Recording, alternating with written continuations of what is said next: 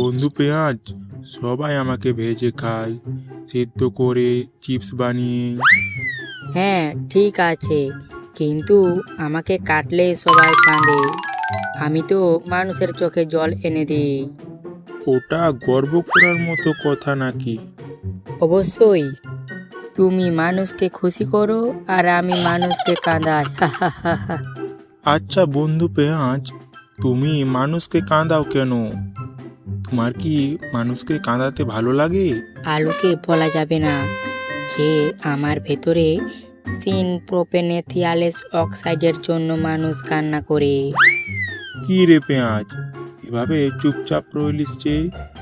বল, তোকে কাটলে মানুষ কেন কান্না করে? তুই শুনবি তাহলে, আমাকে কাটলে মানুষ কেন কান্না করে? হ্যাঁ হ্যাঁ, বল বল। শোন তাহলে।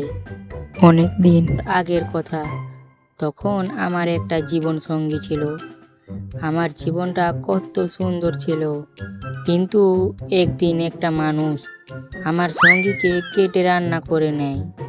সেই দিন আমি খুবই কষ্ট পেয়েছিলাম।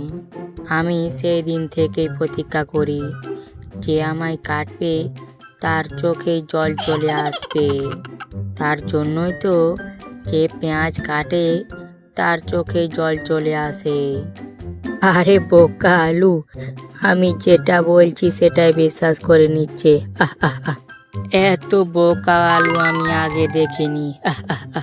আলুকে বোকা বানিয়ে আমার তো খুবই ভালো লাগছে। আহ আলুকে বোকা বানিয়ে আর লাভ নেই, এখন আমি ঘুমিয়ে পড়ি, অনেক ঘুমও পাচ্ছে আবার।